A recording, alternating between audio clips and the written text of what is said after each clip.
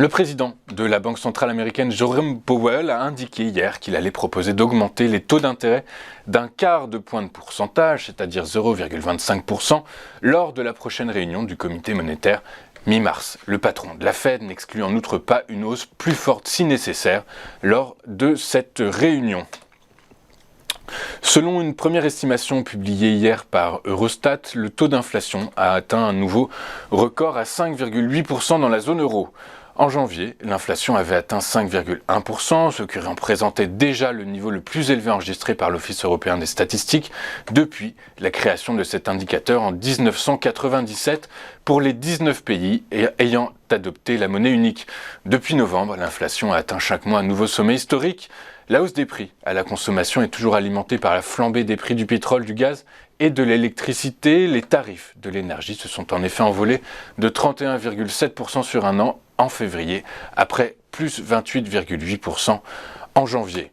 Mais la progression des prix de l'alimentation, y compris alcool et tabac, s'est aussi accélérée le mois dernier à 4,1% après 3,5% en janvier.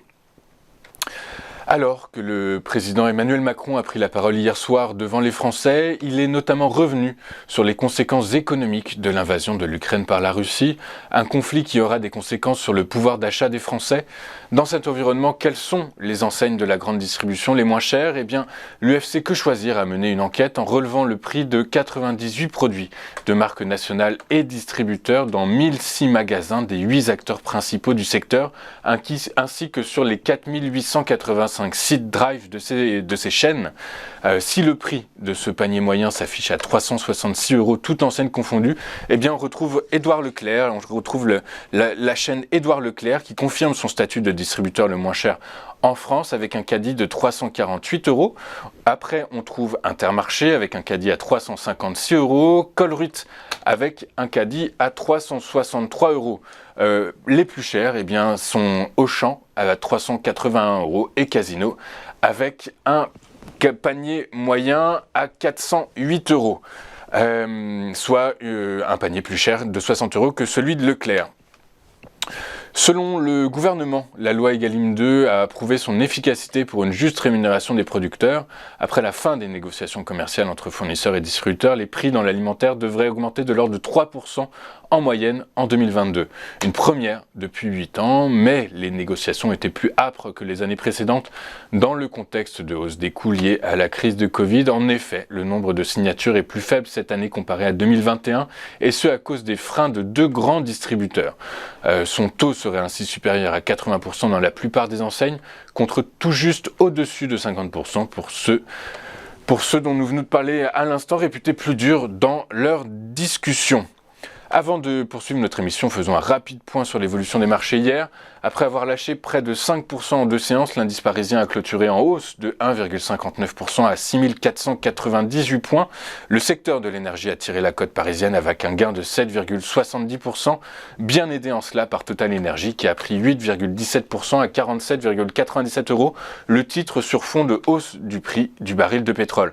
L'industrie a pris 1,97%, Airbus et Safran signant des hausses respectives de 5,28% à 109,68 € et 4,40% à 108,26 €. Le titre, les biens de consommation ont pris 1,52%, les télécoms ont pris 1,31% et les matériaux de base ont signé une hausse de 1,24%.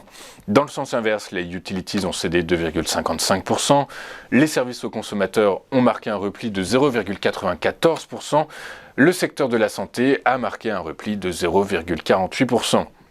Hier, le Brent a pris 4,43% à 110,10 $ le baril. Le WTI a pris 4,99% à 108,75 $ le baril. Le Bitcoin bute toujours sur les 45 000 $. Rappelons que depuis le début du conflit russo-ukrainien, il a pris plus de 17%, démontrant ainsi son caractère de valeur refuge. Ceci étant, la Commission européenne a bien noté cet effet-là, et puisqu'elle va étudier et essayer de voir si les crypto-monnaies ne sont pas utilisées pour contourner les sanctions financières imposées aux banques russes. Hier, le Bitcoin a cédé 0,19% à 44 120 $. On marque une première pause et on se retrouve juste après avec l'ouverture de la séance, une séance en direct et décryptée par Xavier Fenot, les équipes d'Interactive Trading. A tout de suite sur TV Finance.